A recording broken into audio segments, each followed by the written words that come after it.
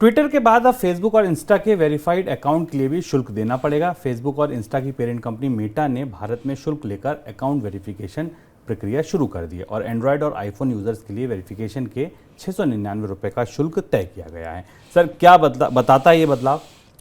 पिछले 1-1.5 साल से लगातार पूरे सूचना तकनीक स्पेस में जो बदलाव चल रहा है वो निकलकर अब सामने आना शुरू हो गया। पहली चीज़ तो ये कि मुफ्त सेवाओं का युग खत्म हो रहा है और उसके खत्म होने की सबसे बड़ी वजह यह है, एक सूचना तकनीक कंपनियां पिछले 3-4 साल 5 साल के अपने कारोबार में भी अपना कोई ऐसा रेवेन्यू मॉडल डेवलप नहीं कर पाई, ऐसी व्यवस्था नहीं निर्धारित कर पाई जिससे उनके कारोबार फायदे में रह सकें। दूसरी चीज़ है कि जैसे जैसे दुनिया में पारदर्शिता को लेकर और निजता की सुरक्षा को लेकर आग्रह बढ़े, कानून बनना शुरू हुए। भारत में भी कानून उस तरह से नहीं आए, पर यूरोप और अमेरिका में सख्ती से कानून बने।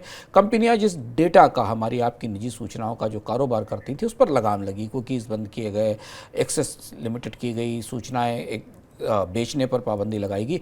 उसके बाद अब मुफ्त सूचना तकनीक सेवाओं का मुफ्त सोशल नेटवर्किंग सेवाओं का दौर खत्म हो रहा है। ये काम ट्विटर ने शुरू किया था वेरीफाइड अकाउंट के लिए, अब मेटा ने अपने और इंस्टा में भी ये प्रक्रिया शुरू हो रही है। धीमे धीमे स्टार्टअप्स भी जो आपको बहुत सारी सर्विसेज प्रोवाइड कर रहे हैं, अगर आप ध्यान से देखें, जिनको आप भारत में उनका इस्तेमाल कर रहे हैं, उन्होंने भी सर्विसेज चार्जेस बढ़ाने शुरू कर दिए हैं। अगर आप खाना मंगा रहे हैं ऑनलाइन या सामान मंगा रहे हैं जो क्विक कॉमर्स से, उसमें भी सर्विस चार्जेस लगना शुरू हो गए हैं। धीमे धीमे गूगल भी इस बात की तैयारी कर रहा है कि गूगल ने अपने यहाँ जो जीमेल का एडिशनल स्पेस है उसके लिए पैसा लेना पहले ही शुरू कर दिया था। हम धीरे धीरे उस तरफ बढ़ रहे हैं जहां मुफ्त मिलने वाली सेवाएं सीमित होती जाएंगी।